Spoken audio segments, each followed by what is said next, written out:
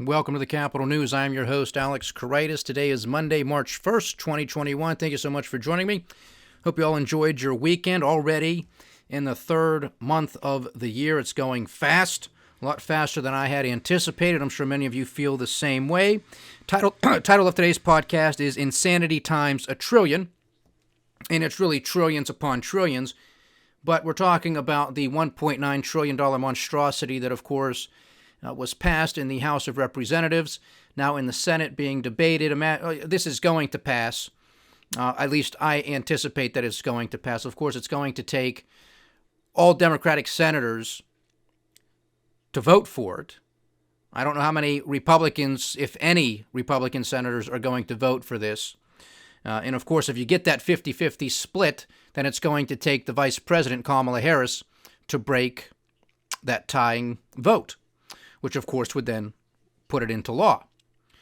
And thank goodness, and we didn't discuss this last week, but thank goodness the Senate parliamentarian ruled against the inclusion of the $15 minimum wage. Thank goodness. Somehow, our Constitution and the rules that govern the Senate, thank God they're in place. Thank God, to some extent, they're still upheld. Because this $15 minimum wage, I don't care if it was just going to now be for federal employees or whatnot. It's gone. At least for now. They might bring it up somewhere else where, of course, it's perfectly legal for them to do it and constitutional for them to do it. But at least now it's not there.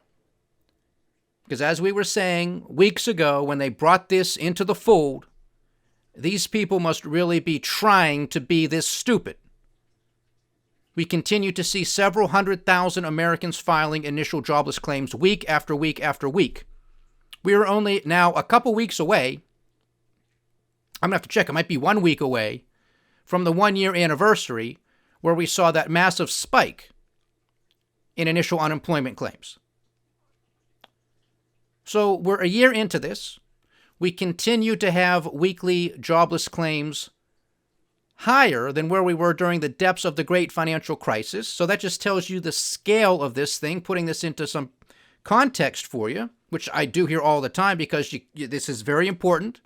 I don't want the audience to just sweep this under the rug and to simply get used to hearing, 800,000 more or 730,000 more. It's heartbreaking. And it continues. That tells you how weak the underlying economy remains. We have structural unemployment and underemployment. And of course, this week, being the first Friday of the month, will be the official jobs report from the Bureau of Labor Statistics. But how much is this going to count for, right? Because we have Jay Powell, the chair of the Federal Reserve, coming out a few weeks ago, and this is something that I will continue to remind you of as well, that he said, well, yes, the official unemployment rate tells us it's 6.3%, but really it's closer to 10. Now, the reason I continue to remind this audience of this is because they never do this. They never come out. Central bankers don't come out and ridicule or criticize or say that official government statistics are wrong. There has to be a reason for doing so, and the reason is because the only thing that central bankers really have left at this point is the narrative. How much BS can they continue to throw into the system and convince the markets that, yes, they still have everything under control, which they clearly do not. But that's all they have left. And the narrative now is, of course, well, look, we have all of this unemployment. It's actually 10%, they say, not the 6.3, and really it's higher than that. We continue to see several 100,000 Americans filing for claims every week. So in order to combat this, because one of the dual mandates that exists with the Federal Reserve is full employment, well, if we're going to make good on that, we would suggest to you, Congress, that you get your butts in motion, you get your act together, and you pass more fiscal stimulus. Now, of course, when Jay Powell was before the Senate and House committees last week, he didn't want to answer that question. When it came to, well, do you support the $1.9 trillion monstrosities, Mr. Powell? Do you do it? Oh, I'm not. I don't have a comment on that. I don't want to voice my opinion on that. No, of course not. He just wants something done. Of course he's for it. 1.9 trillion. He can't wait to finance $0.9 trillion that we do not have in this country as we get closer and closer to having a national debt of $28 trillion. Okay? No end in sight.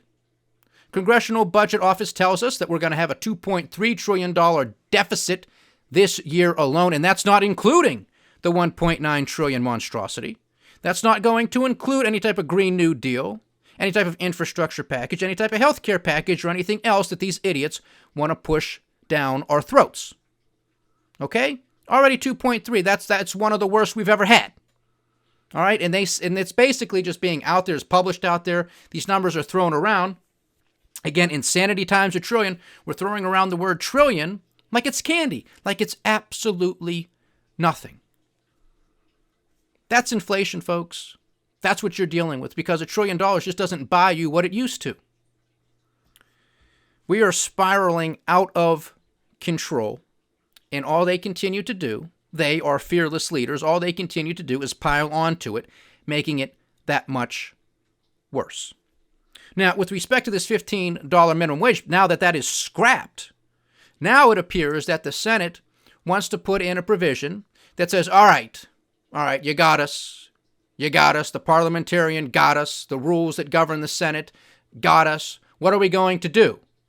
Well, let's tax corporations, let's tax businesses that don't pay their employees $15 an hour.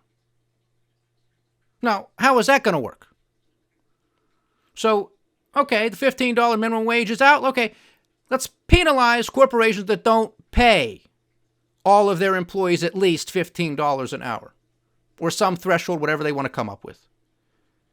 This is getting completely out of hand, and it's ridiculous. And I think that raises some constitutional questions too. I don't know if they have the authority to do that. Although, given, and this is how this is going to actually link up to Obamacare, there would be an argument that Congress would have the authority under a taxing provision to do so, because that's how Obamacare was able to clear that constitutional hurdle.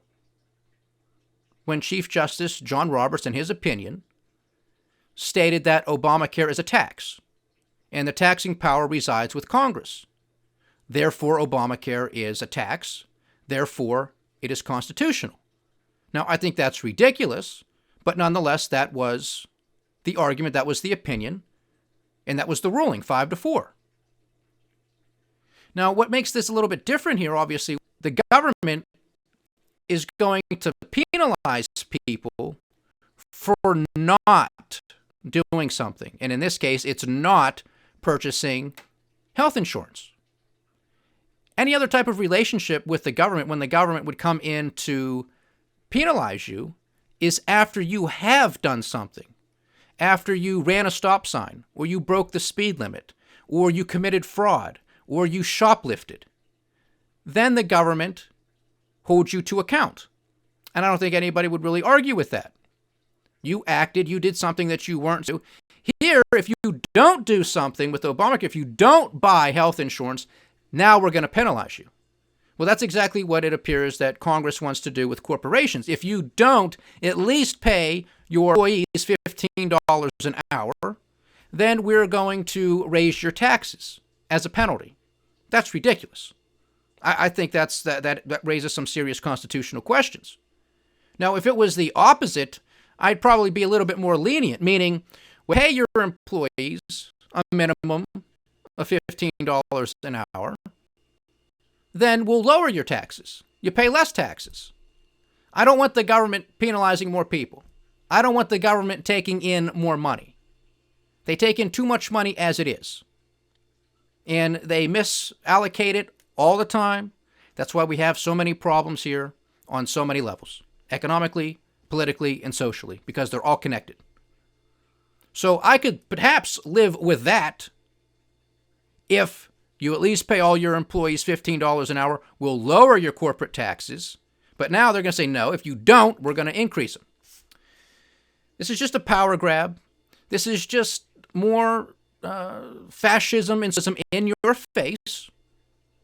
These people are out of control. They are insane. They're all mini dictators. And all they want is more and more money and more power and more control. I mean, if the government is coming into this extent, why even have free enterprise? Why even have an entrepreneur with a dream out there who wants to innovate and start a company? Why even do it? Just let the government do everything because they want to manage everything as it is. This is a very dangerous, slippery slope that we are on, and we have been on for quite a while, and it's only going to get worse from here. Because our taxes are going up. And you just have to understand this. This is as clear as day that taxes are going up. We were running trillion-dollar deficits before COVID-19. Okay? So all of you Trump supporters out there who thought he was just the savior, and all of you fiscal out there who were so dead set against any type of deficit. Well, we had trillion-dollar deficit before COVID-19. I don't hear anybody complaining about that. Now, of course, all the Republicans, all the so-called conservatives are now screaming foul that another $1.9 trillion is a monstrosity, which it is. But they weren't complaining about that with Nobody Cares Act 1.0 and 2.0. Oh, no, they signed off on that. Nobody Cares Act 1.0, 96-0, no votes for America. They didn't care because they were in power. They were in power. Deficits, when we're in power, throw our principles out the window. We don't care. But now that we're not in power anymore, now we're going to pretend to be principled. Have you left these people yet? I mean, this is just insulting. Although they're actually on the right side of it this time because they're voting against it. But I don't give them any credit for that. These are just the stupid games that they continue to play, taking you for fools and idiots.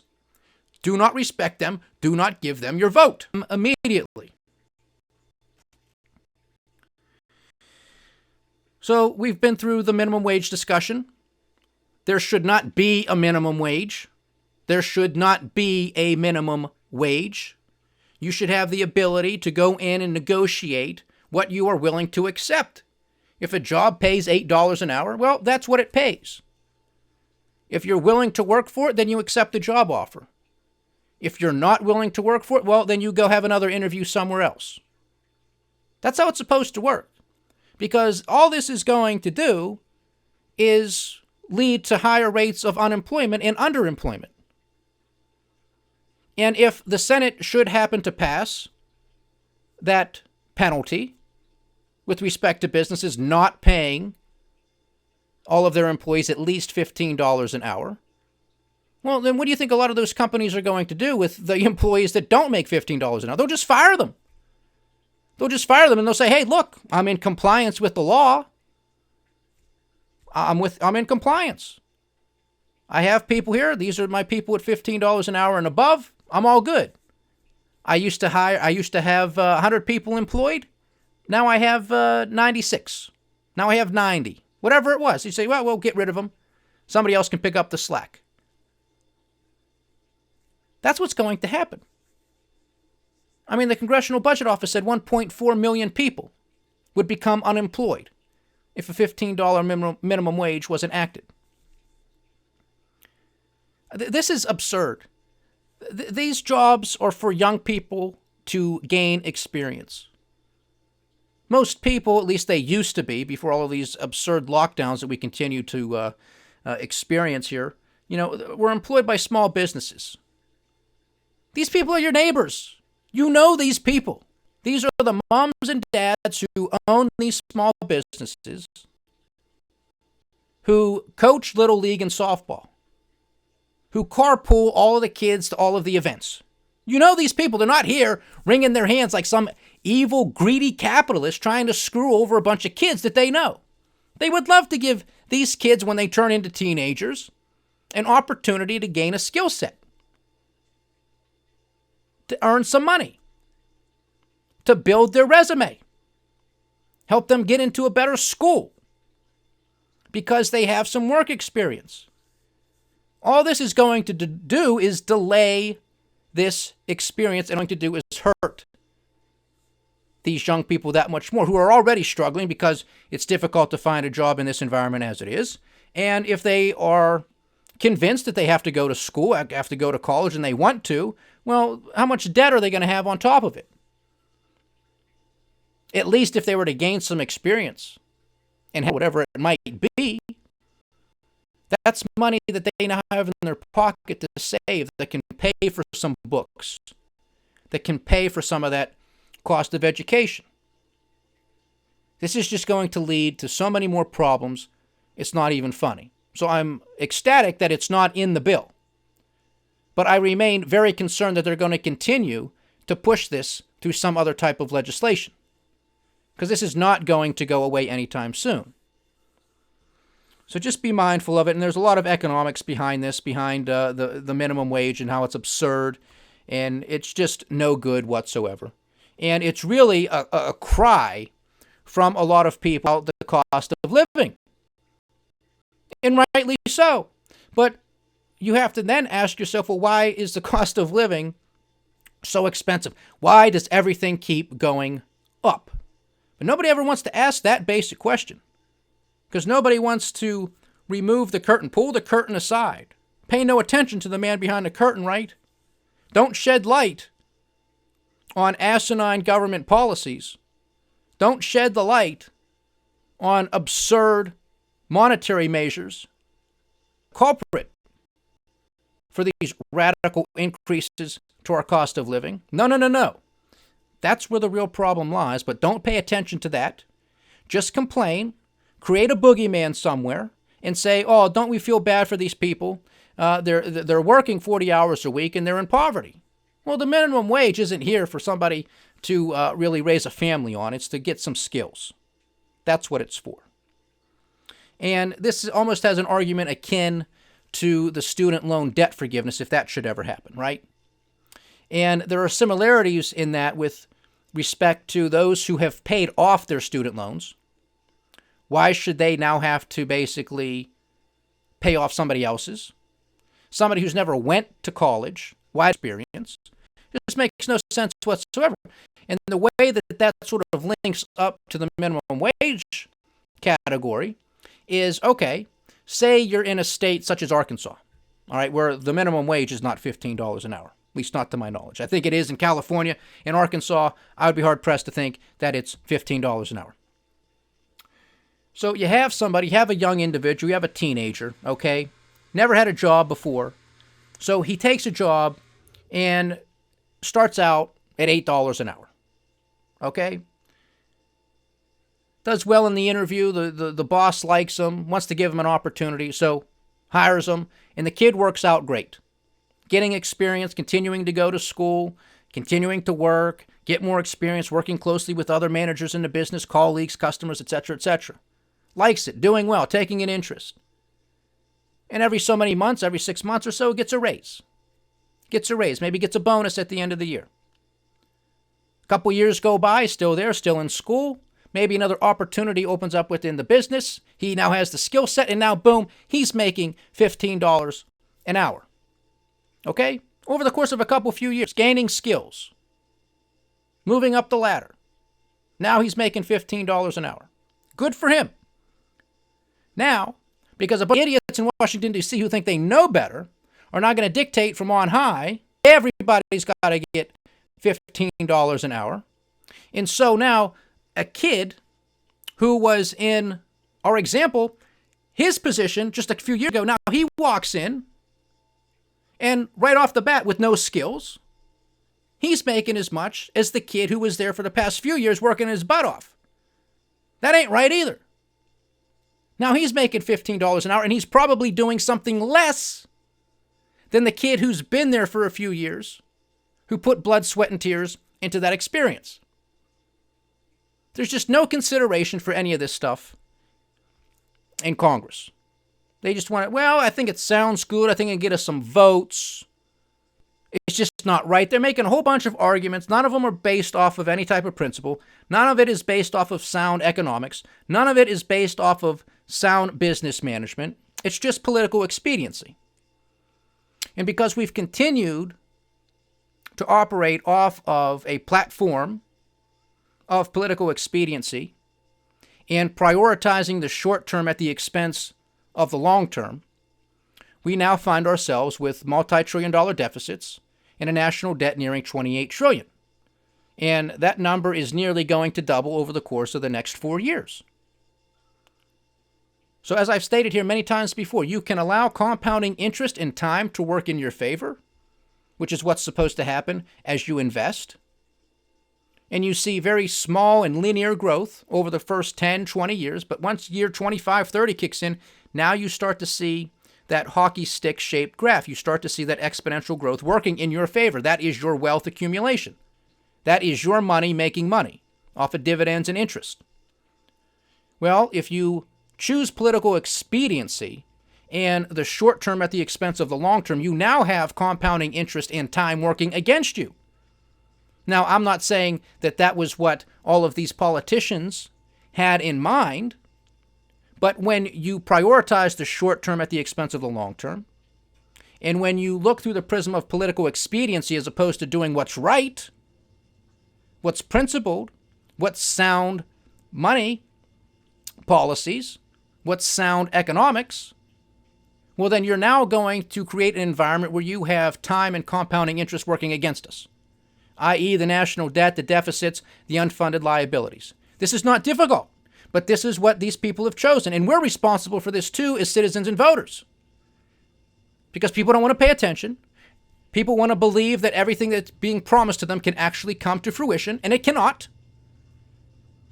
But it's just easier to go with the flow. It's easier to believe in the hype. It's easier to believe in the fairy tales and rainbows than it is actually rolling up your sleeves and doing some of the hard work, making some of those sacrifices for the benefit of the long term. But no, we kick the can down the road. We put a lot of the costs on to younger generations, those who have had absolutely nothing to do with this. They're the ones that have to pay for this. Higher taxes, higher cost of living, less prosperity, less growth opportunities. It's not difficult at all.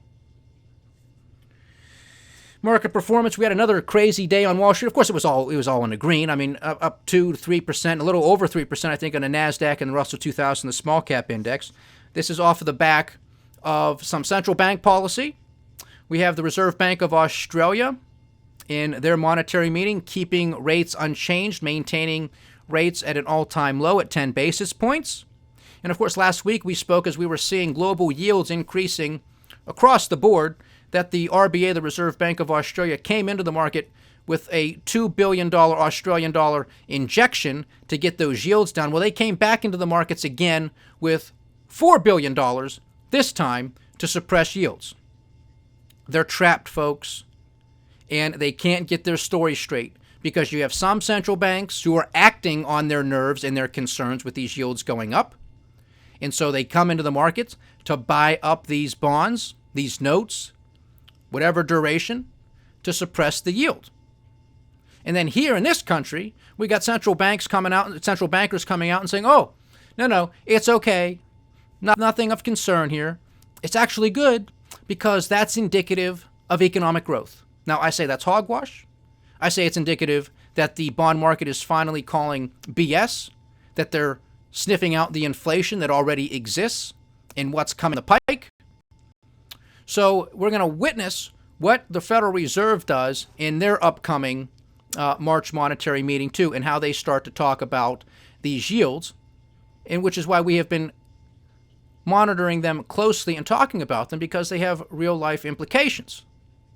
Now, of course, one of the reasons you have a lot of central banks concerned about this is because this is the breaking point that I've been talking about here for years. This is when the market says enough's enough. That, yes, central banks, you can print all this money, you can throw the kitchen sink at this, but we're not going to buy it anymore. And yields keep going up. That's when we're going to know that the system is broken, that there's nothing else that they can do. And of course, with these central banks coming in to try to calm the storm, what that really means is they're trying to alleviate the volatility and the downward pressure that this might be causing with global equities, which all that does is tells you who these people really work for, right? I mean, the top 1% own 50% of financial assets, and the top 10% own 90% of all financial assets. So this tells you right off the bat who they're working for and who they're really concerned about. Okay, because you have a little sell-off in the stock market and all hell breaks loose, these guys got to come in and inject billions of dollars more into the system to get these yields back down. So with these yields coming back down, you saw the big lift in stock prices today. And of course, with the House of Representatives wanting to pass, and did passing, the $1.9 trillion monstrosity, they say, oh, hooray, hooray, hooray, the Americans are going to spend a couple $1 trillion that they don't have, but that's going to benefit everybody else. Okay, this is the land of Oz that we live in. We have the dollar index at 91.27, so a big up day for the dollar, 91.27. Just, very recently we were flirting with that 89 handle. Bitcoin is at $48,600 a coin. Some strong dollar movement across the spectrum.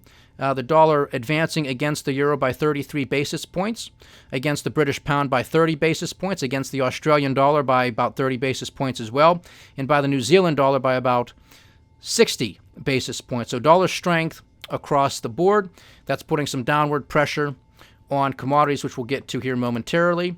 Overnight futures trading, we have the Dow Jones Industrial Average down about 0.3%. The S&P 500 and the NASDAQ 100 also down about 0.5%. The Japanese market giving back about 0.7%. There was some weaker economic data that came out of Japan overnight. A lot of that pertain to some capital expenditures, which of course is investment into an economy. Those numbers came in worse than expected, so that is not a good sign. This is all fluff. Ladies and gentlemen, it's all smoke and mirrors. You can print money, you can't print jobs, you can't print productivity. All right? Again, all green across the board over across the pond today, anywhere about 1.5% to 1.9%, depending on the index.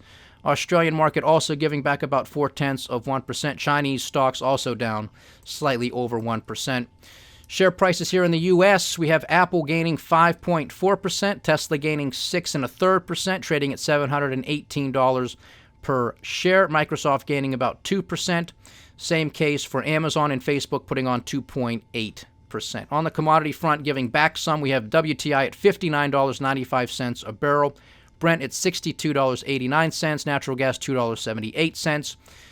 Gold and silver did not have a good day. Gold is at $1,717 an ounce, so flirting very closely with that $1,700 handle, very close to having a 16 handle. We'll continue to monitor that closely. This is off the back of, I would imagine, the stronger dollar, and still somewhat of the increase in yields. And silver at $26.11. And then to round it out, Uncle Sam's 10-year junk note is yielding 1.41%. 1.41%, Uncle Sam's 10-year junk note. Of course, last week, intraday trading, it hit 1.6. So a little bit, that's a decent pullback. That's a decent pullback. And we'll continue to watch this closely. Nothing goes straight up, nothing goes straight down. The argument, again, from the Fed at least, is these yields are going up because there's growth in the economy, which, you can somewhat understand that argument, because it would sort of be, okay, if there's quote-unquote growth, then that is what's going to lead to some inflationary pressures being released across the economy, and bonds don't do well in an inflationary environment, and if you're going to receive a real yield, a real return on your investment in bonds, well, then the yield's going to have to go up. Okay, you can see that. You can somewhat make that connection. But at the same time, you would think, well, if there's growth in an economy, shouldn't yields go down? Because, after all, growth should be indicative that you are a better risk. You're a better investment.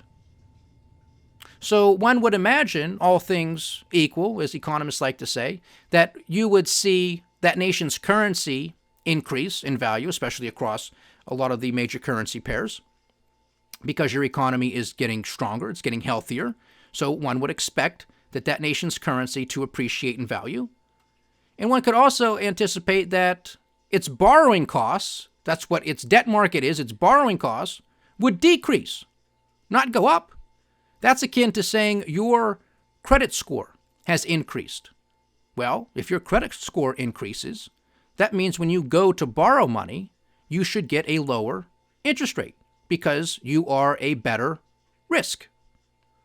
But this is what central bankers and governments have done, and politicians and bureaucrats have done. They have flipped the system on its head, and they have artificially kept rates too low for too long. Quantitative easing was supposed to be a temporary program. It's going on 13 years, okay? And it's an overdrive now, and it's not going to stop, especially if they get concerned about these yields going higher. Because the only way they're going to be able to push them down is by buying these bonds across the curve. That's quantitative easing. They're going to have to print the money because nobody wants it. There's going to be, I think, record issuance of treasuries this year. Who's going to buy them? Foreigners didn't want them last year. And foreigners aren't going to want them this year either. Why? Because foreigners are doing the same thing that we're doing. They're doing quantitative easing too. They're the only ones who are going out and buying their debt. The Reserve Bank of Australia is buying Australian debt. The ECB is buying European debt. Federal Reserve is buying U.S. debt. Nobody else wants it. This is a central bank's world. We talked about this on a podcast. That I think was the title. It's a central bank's world. Okay? This is how ridiculous this is.